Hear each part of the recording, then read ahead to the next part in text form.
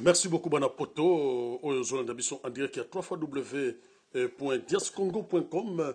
Na loko ya ngai nande ko ngai vini pela to sala idéologie na biso ya kitoko o lelo ezali tala ya presse ata batu bazali bazoko ndima te mais bako ndima kaka parce que tango bazoko budaka na bacoin c'est que boyebi yango www.kitalatala ya congo.com eloko ya ngana nande ko ngai vini pela oyo to sangisaki ba masolo ya kitoko vini pela vraiment lelo kitalatala ya Congo et vendre vraiment na isika nango quoi kitalatala ya Congo monde entier to bossa ne pete bande ko nyonso na kati ya 2014 lumba bao de retour na kati ya Angola lisusu to ye parce que bobi ke sponsor na ngai ami Fidesz Presse yokason ndenge ba bureau zokota na kati ya ekoti déjà na kati ya Mikeli bokolanda déjà ba image na kati ya kitalatala ya Congo ezala Dias Congo bokolanda pe ba image yango na zongi su na kati ya Angola mais en ma grande surprise na ko kutana ndeko na biso Sami Chintu oyo azosala album ne kitoko eyoma na kati to betaka ba masolo belé masolo ba combattant bokolanda yango na album na ye eyoma et puis apesi o etali point de vue na ye na o etali politique ya mboka na biso République démocratique du Congo vraiment batata ba mama bandeko bino tout botalaka biso sur internet vraiment nazo senga na bino bolanda émission oyo attentivement boyoka pe raisonnement il y a grand artiste na biso Sam et Chintu et puis en passant je salue quand même mes bandeko na biso na kati États-Unis bazotala biso lokola Jibe Kumaluta na pesio vraiment ba mbote na kati Dallas bandeko tout na Washington na New York et partout bozobenga nga ya trop vraiment la pesibino vraiment ba bonne année 2014 si to kotaki yango nzambe abatela binalo cette émission je l'ai dédiée à un jeune frère na lingaka mingi yepenza zanakati ya bureau ya prophète Lumba Bao Bruno Kanka appel masqué yena bengaka appel masqué pour nini c'est un jeune mais aza na ba conseil ya bien o ya pesaka aza mona moke na ngai me mukolo na mutu yango mona ka faut ko vanda ka pena ba conseiller ya bien o ezali que non ba ko faire avancer yo parce que Jésus a bandé côté ya na ba âge ba 12 ans mais ate ya pena ba koko Bruno Kanka appel masqué vraiment na pesio vraiment ba mbote na kata Bruxelles et puis na Belgique et puis na famille no mobimba na pesio vraiment ba mbote ba bonne année 2014 donc émission oyo na Sami Chintu na pesio on a yo donc il a dédié yo émission oyo. Pourquoi? Parce que bah conseil qui toko bah maîtrise bien vraiment na moni vraiment aux vraiment et que la mouya nzambe et puis à passage je salue quand même na katia bureau kaka te bossa peut-être trésor au côté voilà tout vraiment bah petit nanga ya palais trésor au côté na pesio vraiment bah mote mingi mais émission et ça dédié na appel masqué Bruno Kanka le jeune frère vraiment une fois de plus merci beaucoup pour les grands soutiens merci beaucoup pour na bah conseil qui toko oyo et que ça là que non émission la biso ba côté les maza et que de liboso de libota mobimba pe ya trésor côté to bossa ne péter la petite Naomi Tambwe hein vraiment la pesio vraiment ba mote Beki Mukulu la petite Beki Mukulu hein la pesio Jili Mukulu vraiment na katia Bruxelles ba mota ko sakanate bolanda biso sikoyo fara avec ndeko na biso Sami Chintu azosala album la ye et Yoma beaucoup mon appelle ba jeune oyo ba artiste oyo na kati ya Luanda bande konanga bazoko sala na kati ya bijouterie ya bango moko bazo créer ba biloko ebele koloba eza nango rien www.diascongo.com mais ala ki www.kitalatala ya congo.com yangana ndeko nanga vini mpela ya ba vini na pesio vraiment ba mbote na kati ya Paris mais avant tout la image Panama ekotika la pe Panama na ko pesa pe bambote na kata bande connexion la général Grada Kumbo vraiment tous les respects na pesio vraiment bambote ko sakana te na kata Panama les grands prêtres Kosimanto monsieur Borel ya yope yango wana allo ba site na biso kitoko diascongo.com ezala kitalatala ya Congo o eza miroir eza ko sanga na kata presse venu pe la ebi sekelete même biso na kata loi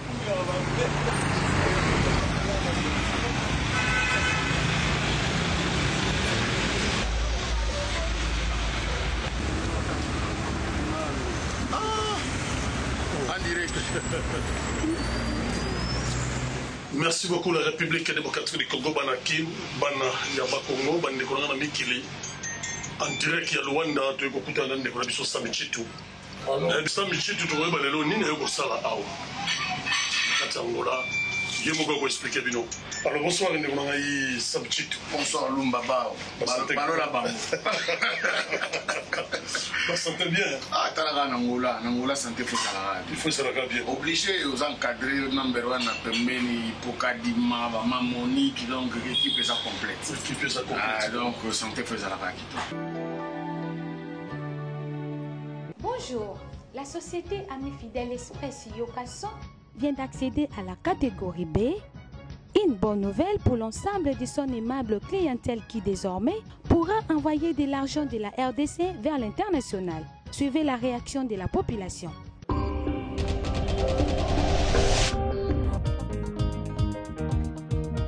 Ma chérie, tu n'as nini nini nauti kozwambongo na Ami Fidèle Express Yokason et où petit poteau. Ah bon? Et comme international? Si. C'est tout ce qu'on attendait. Maintenant, la solution est là. Avec Yokason International, j'ai validé. Ouah! Fini les gymnastiques. Ami Fidèle Express Yokason à l'international. Et tomboli le kuma Congo Mobimba. Ami Fidèle Express Yokason International. Pas côté maï, pas côté le massa. Pas n'anguka mumai, pas agini mumai. Chubu. Ami Fidèle Yokason. Mais, n'a remarqué la Katangola, artiste et musicien, il y a trop awa. Non seulement il y a trop, mais par contre, qui matière. Koki Banden. Oh, n'est-ce pas que l'orchestre qui est pour tout le mission va qui dit. Mais c'est pas qui Par contre, qui m'a dit à Luanda. Oh, mais oui, mais moi personnellement, à Luanda depuis 2007. Nakutana Laurent Sokoko, Sokoko yaba Laurent. Donc, Moutou Azosala vraiment que le monde est parallèle à Luanda. Et puis, dans Angola, mingi déjà, on a un problème très sérieux na kin Mabangulu. Mabangulu, les amis Makambo Academia, Bapakola Rangaï Yango. Celui de l'Omonanga, les Lonazonga kin avant la calme, c'est-à-dire Mboko Yangola. Kasenda, Prenda, Mart, Shaba, Mayanga, Mutamba, Palanka, Petrangol, Ojaenda, Mabor. Voilà. C'est-à-dire, dans le la ville, on a mis sur le basala pénal de l'homme, on a mis Sam Chinto, Azonga Sulkin, c'est-à-dire, on a poids à 100%. Mais voyage, on a eu un coup de Sokoko, pour tout ça, le programme par rapport à l'album Nanga Yoma. Album Yoma. Parce que Yoma. Voilà. Quand on a Mboko Angolo, sentir que Congo, tout ça, Yoma. Pour tout ce qu'on a même pas la modernisation, au Baloba qui n'a biso. Et tout ce qu'on a même pas pu mettre. Dans Mboka Nengé. Voilà. Donc, on a dit pour l'album, on va pas bande ko baelia. Baba qui nous check au les caboyés, il faut mettre un concert. Ah, il faut mettre un concert. On a fait déjà. Oui, pour le moment, il y a des rôles. On a fait un concert à Casquel. Après, on a fait un concert à Salamati, acoustique. Ah, il y a l'engi. On a fait acoustique. Après, dimanche passé, on a fait un babiano à Chokoro. On a Palanka et pas, il y a un Modeste Pinto. On a compté à sponsor local, il y a poisson. Donc, on a monté pas number. C'est-à-dire qu'il y a un numéro 1 en matière et bijouterie. On a beaucoup. Pour numéro 1, il y a comme Moussala, parce qu'il y a Antonio le bijoutier. On a une identité. Pour numéro 1, c'est par rapport à Moussala, on a un habitué. Numéro 1, soit numéro 1. On a eu un hôtel, on a habité au paiement. Un talon baba à Zolek. Quelle coïncidence. Parlons un peu de votre album Eyoma. Pourquoi on a Eyoma? Non, Eyoma parce que dans mon que Congo, tu as défié Bélé. Congo, on a parlé dans le Congo, tu as défié Bélé. Et puis, individuellement, on a défié Bélé.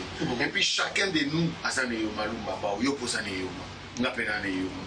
Ou y voyage en Angola, ou y a qui boulot. Ma téléphone mère, ma huissier, toujours une photo que dans Facebook, comme on a fait un baba en direct dans mon vie.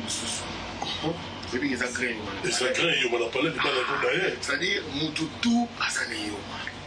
même petit na ngana ngane koko massacre ma po ya lobi apomba okuta suna pomba mususu yo momoni blanke mwana beta likofi ate kwa trangenga ose yoma donc mutu tout avec yoma équipé mutu te ba playboy ba lobi tout match bango pe ba ane yoma donc mutu tout ça na yoma ngona pesa ipomba album na yoma et en plus na so beta 3 titres Nangola.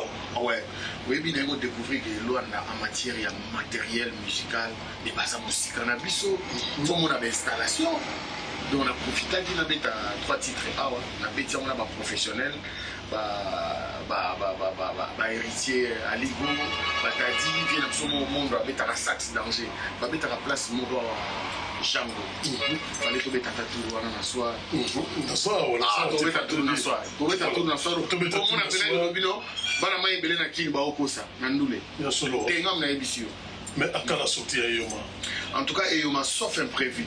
Producteur a de Paris jeudi, la semaine prochaine. Nous avons commencé mardi. Donc, il y a que jeudi, mais tu ne voles pas. Ah, ok. Vous comprenez? Il y a que jeudi, mais tu ne voles pas. Donc, tout en année à Paris, pour mettre ma moto en place, il y a un peu de retard. On a 3 titres, on a professionnel. On a fait une manière à Kizomba. Mais na yembi na lingala ba cœur et salami na portugais to sali mo mélange et puis na beti ba rythme mo zo beta mikolo koto ya mystique na rumba mo suye mais na lobi na weza ndongo donc il faut kota na kati kasi mondialisation modernisation faut kota kote baninga ba to panzaje.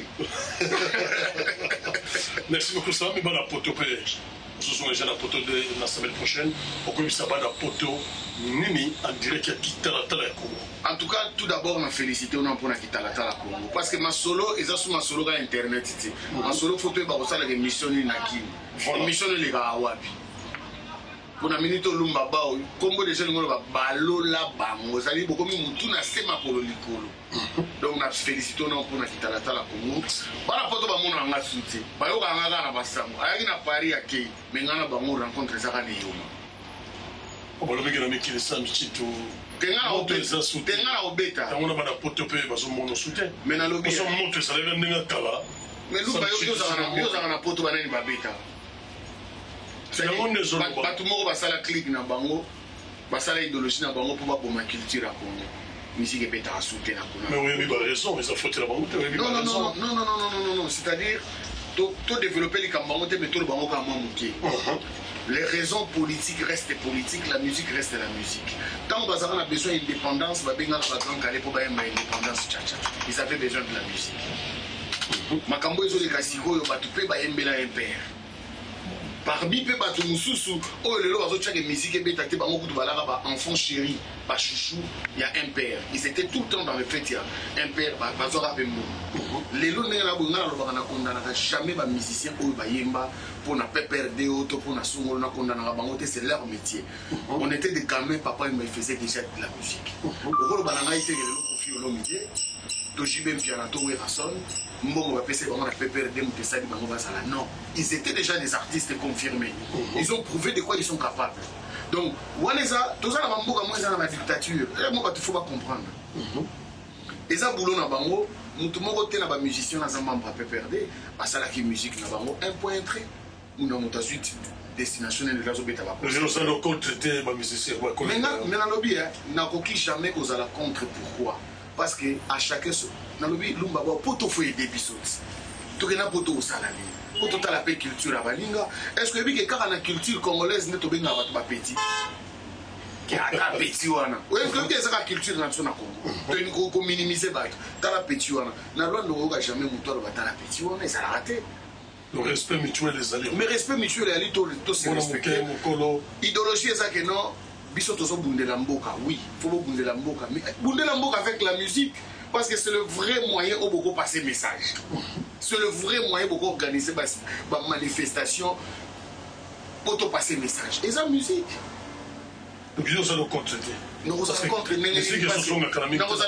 n'engeni pour na mona journal l'idée à soutenir Sarkozy yani nous à soutenir Ségolène Royal yebisanga ça nous éduque quoi tout le monde est en peine à Mali bato musu ba soutenir oyo ba soutenir to moni yango sabichito conseil ni ko pesa surtout ba congolais na bande ko na biso ba combattant bande ko na biso ba congolais oyo ba sa résident na poto pour les camboyo faut soulever la culture là-dessus.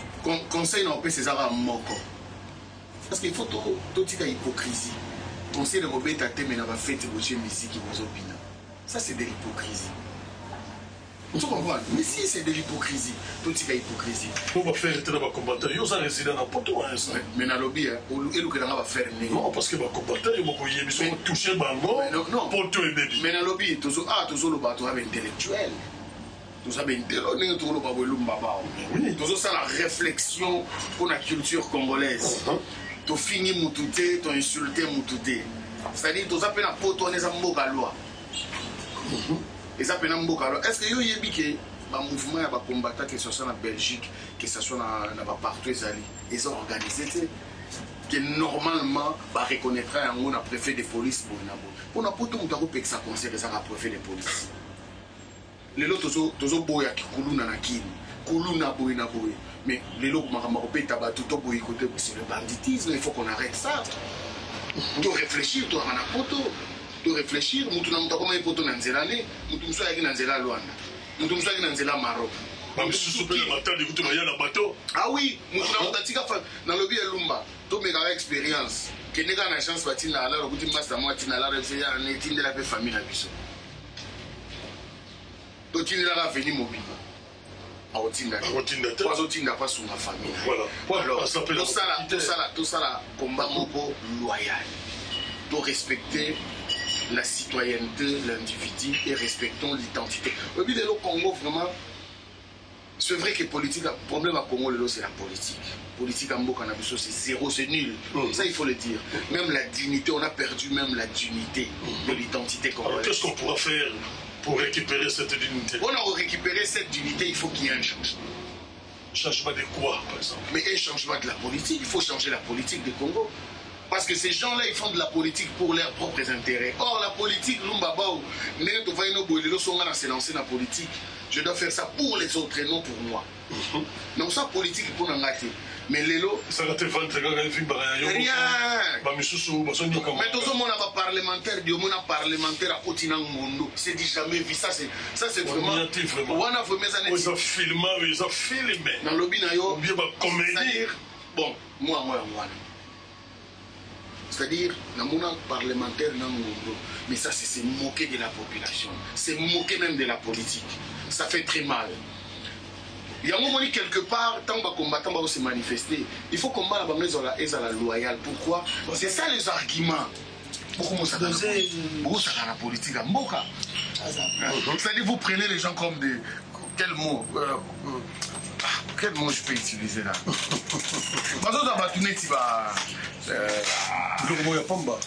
Voilà quoi, on a utilisé le terme en français et qui quoi. Comme des récidives par exemple. Ça dit ça c'est pas la politique.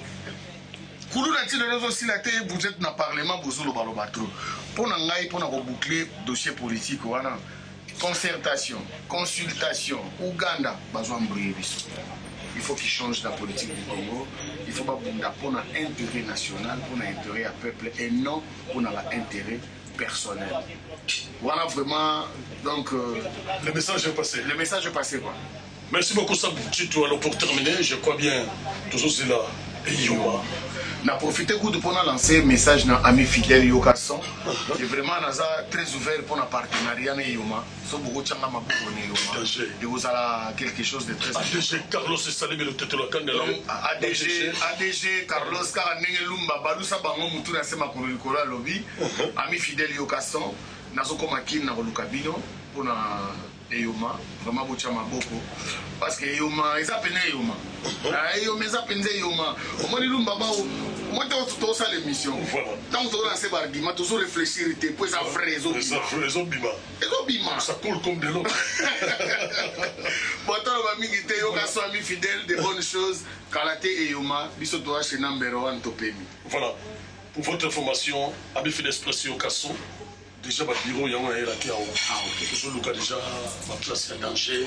Pour tout planter, on peut avoir. Parce que, comme déjà, les sacs national, le Congo, Mobiba, partout dans le Kivu, le Bumbashi, partout dans le Congo, Congo, Kinshasa, Congo, Brazzaville, déjà, c'est côté de la Minicho, et on est dans le monde, partout, les amis qui sont. Potina déjà. Ngai problème na nga. Je voudrais que tu appelles ça bureau à appel à Luanda. Mais yo le rose partenaire. Nga ka bo soutenir ngane yoma. Pour la promotion. Azolanda yo ADG PC. ADG Carlos.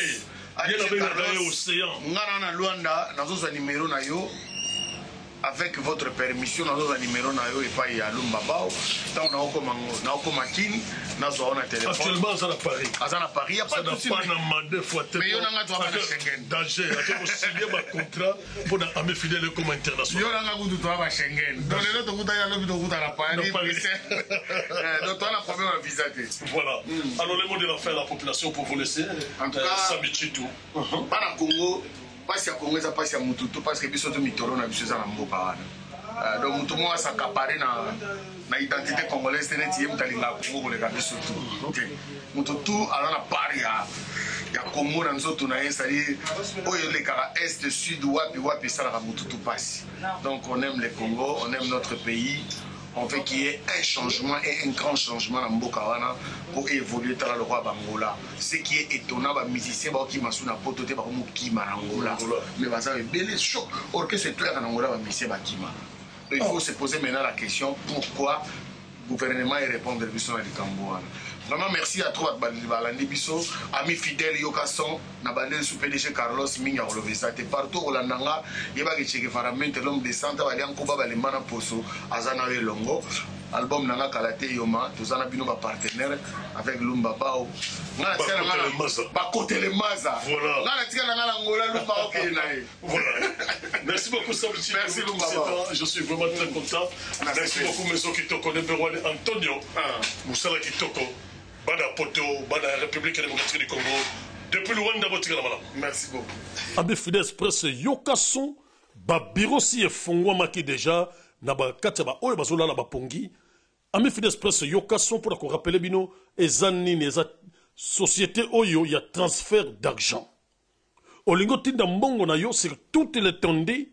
Il y a République démocratique du Congo na ba province na kati ya capitale la Kinshasa ezala na Kivu na Goma esika bitumba ezali ezala na kati ya mboka na biso oyo ezali ke na Katanga na Lubumbashi ezala na Kananga na Équateur na Mbuji-Mayi partout na kati ya ba village nazo pesa des informations était ba bureau si efongwa mais déjà ndenge kaka engagé bato ebele plus de 2000 personnes en République démocratique du Congo to fungolele motema biso ba congolais à cause soit pe bana na biso na kata misala pour déjà musala si banda que la kata Bruxelles mais à passage je salue quand même bato na biso na kata Hollande oyo boye bangete o comme na kata Bruxelles kota kaka na kata galerie ya matonge loko la professeur Polo Santa, le grand professeur, Yakaka na mbongo na yo na galerie ya Matonge,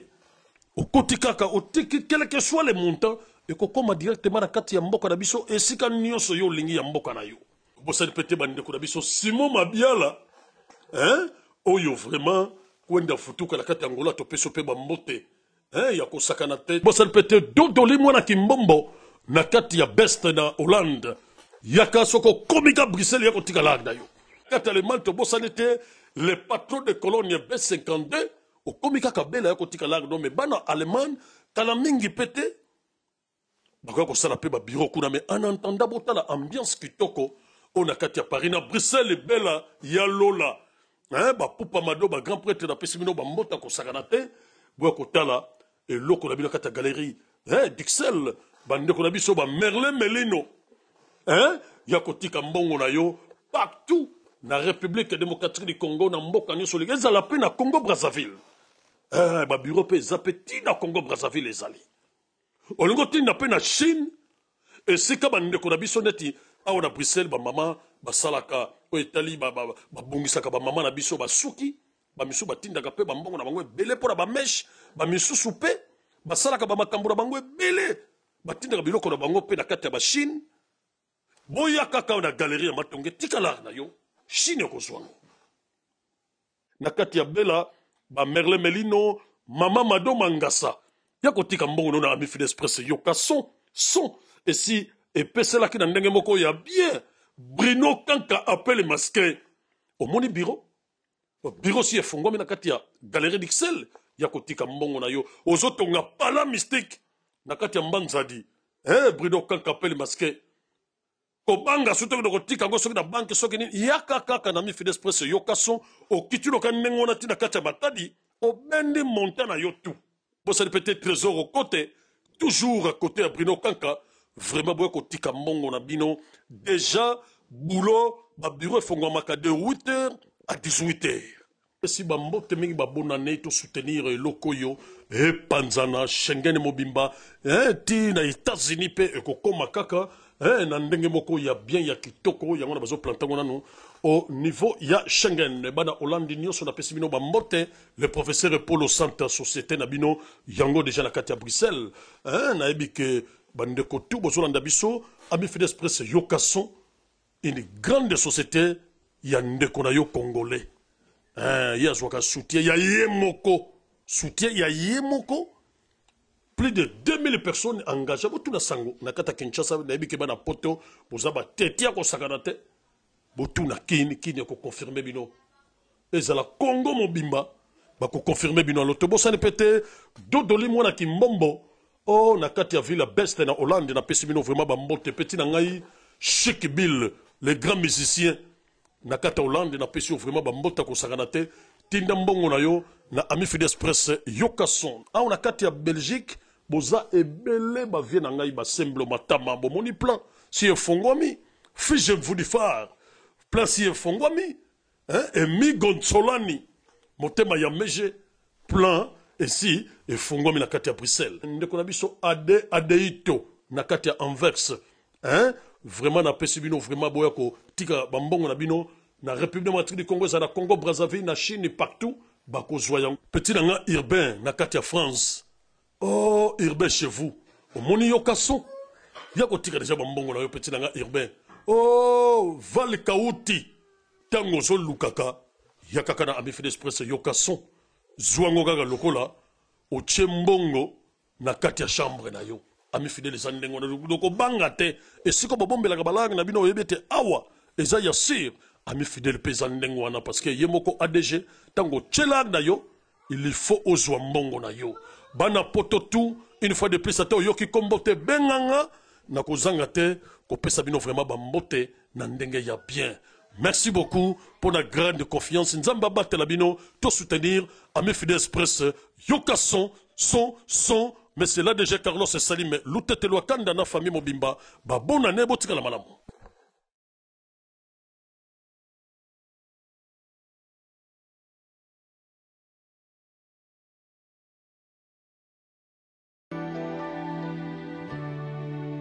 Bonjour, la société Ami Fidèle Express Yokason vient d'accéder à la catégorie B.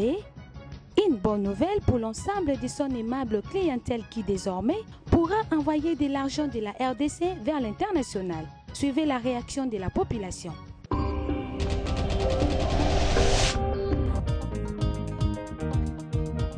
Ma chérie, tu n'as nini? Nini? Nauti kozwambongo na Ami Fidèle Express Yokason et outi poto. Ah bon? Et comme international? Si. C'est tout ce qu'on attendait. Maintenant, la solution est là. Avec Yokason International, j'ai validé. Ouah! Fini les gymnastiques. Ami Fidèle Express Yokason à l'international.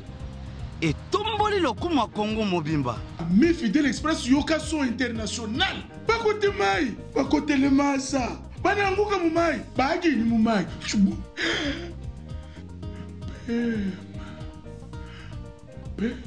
Pema.